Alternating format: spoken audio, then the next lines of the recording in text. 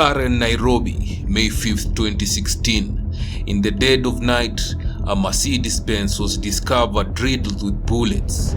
Inside, the lifeless body of Jacob Juma, billionaire, outspoken critic of corruption, and perhaps one of Kenya's most fearless businessmen. For years, Juma had warned that powerful enemies were plotting to silence him. And on this night, his chilling prophecy came true.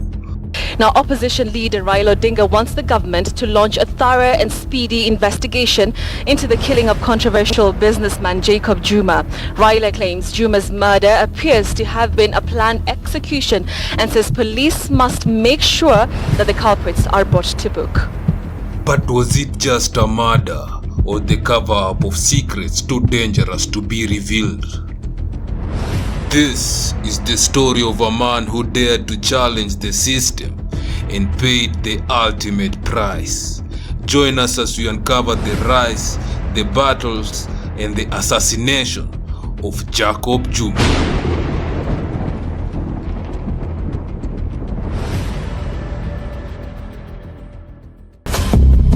In every shadow, a secret waits to be uncovered. In every silence, there are stories never meant to be told.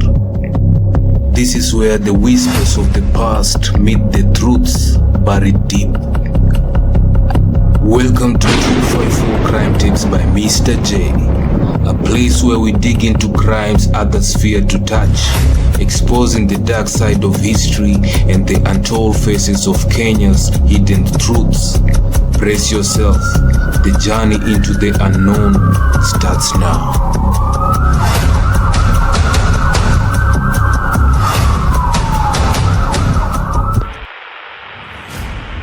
Jacob Juma's story did not begin with wealth and power.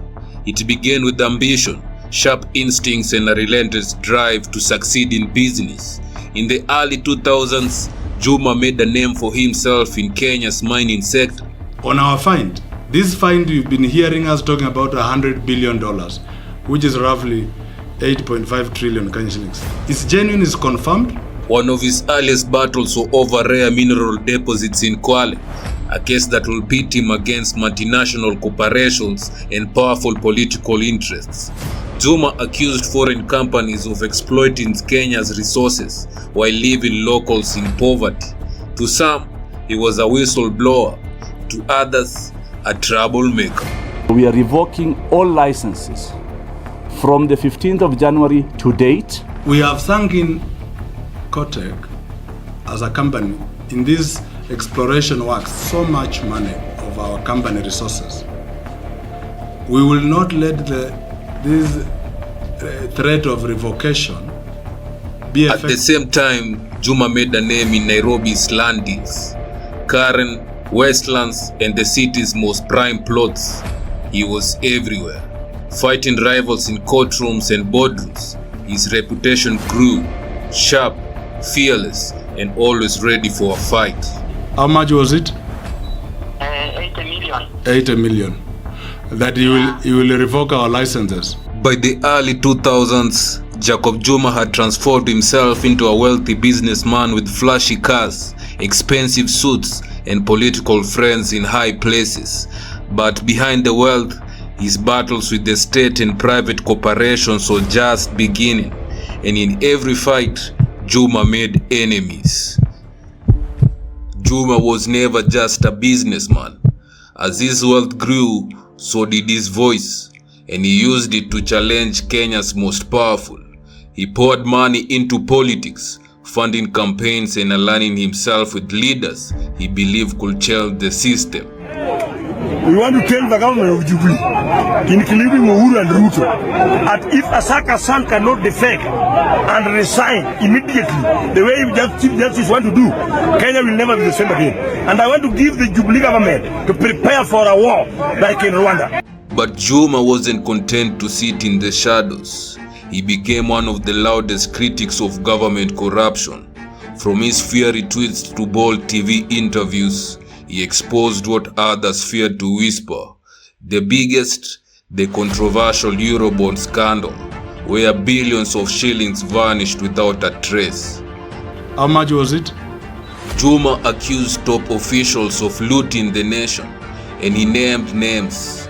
Each revelation gained him support from ordinary Kenyans, but it also painted a target on his back. Every word made him more famous and more dangerous.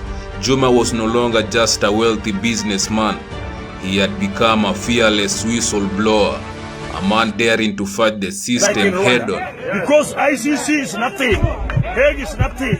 People will fight in this country, everybody will die, all of us. And if Uhuru want to try to play with Raila, he will deal with that Uhuru ballistically, confusingly, non-stop. But in Kenya, such bravery comes at a cost. Jacob Juma knew the dangers of speaking too loudly in Kenya, and he said it himself: if he was ever killed, don't look far. The government will be responsible. The 45-year-old businessman Jacob Juma prophesied about his death, saw it coming but did not manage to stop it. He walked right into a trap that appears to have been well planned and neatly executed. In the weeks before his death, Juma claimed powerful people were after him. He even told friends he was being followed, but instead of going silent, he grew louder. Every tweet, every statement was a direct challenge to the very people he accused. Then came the night of May 5th, 2016, car in Nairobi. Juma was driving home in his black Mercedes-Benz, but he was not alone. A gunman was waiting. 10 bullets ended his life. Precise, professional, nothing was stolen. This was no robbery. This was an execution. And with Juma's death, Kenya lost one of its loudest voices against corruption. But his killing raised even bigger questions. Questions that remain unanswered to this day. In the morning of May 6th, 2016, Kenya woke up to shocking headlines. Jacob Juma assassinated in cold blood.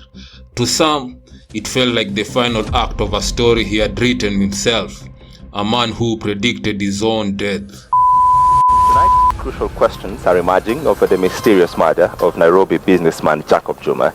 Security analysts now suggest that the scene of that killing may have been stage managed. Emerging evidence suggests that the businessman may have been waylaid elsewhere, shot, and his car rolled into the side of the road. Police hinted at robbery, but Kenyans were not convinced. Nothing was stolen. His watch, his wallet, his phone, all untouched. This wasn't theft. This was a message. Now, opposition leader Raila Odinga wants the government to launch a thorough and speedy investigation into the killing of controversial businessman Jacob Juma. Raila claims Juma's murder appears to have been a planned execution. And at his funeral, grief turned to rage. Thousands of mourners demanded answers. His allies called it what it was, an assassination. Ordinary Kenyans asked the same question: who wanted Juma dead? Who found Jacob's body, bullet-free body, at what time? At what time was Jacob's body taken to the city mortuary? Why did the police not immediately secure the alleged scene where Jacob's body and car were found? How many hours after towing Jacob's car to Karen police station did they secure it for evidence? Which company and individuals towed the vehicle to the police station and at what time? With no arrests and no progress, theories began to spread like wildfire. Some pointed to political enemies. Had Juma uncovered too much about the Eurobond scandal, the billions that vanished without a trace? Others whispered about business rivalries. Juma was knee-deep in mining and energy deals, industries where billions were at stake and enemies are made easily. And then came the darkest theory, a state-sponsored hit. Before his death, Juma himself had warned, if I'm killed, don't look far. The government will be responsible. To this day, none of these theories have been proven. but each one cast a shadow over Kenya's source of power, and the truth remains buried. Hello, my name is John. I'm the son of Jacob Juma. He was a very truthful man. When he said this, he meant it. And I'm not just saying this because he died. Years have passed since that night in Karen, yet Jacob Juma's story refuses to fade. His voice, silenced by bullets, still echoes through the conversation of our nation.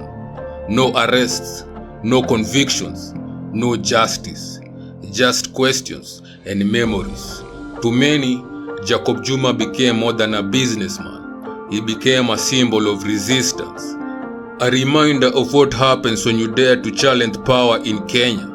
But symbols are not enough.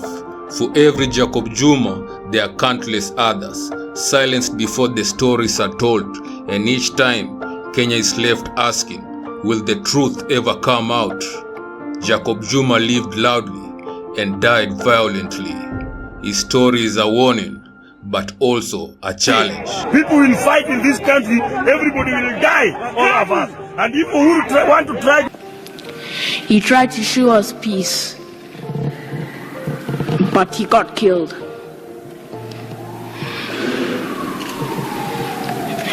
He was the best dad I could ever have. In a land where corruption thrives, will truth ever prevail? This was 254 Crime Tips. If you believe these stories must be told, subscribe, share, and let us know which untold truth you want us to uncover next.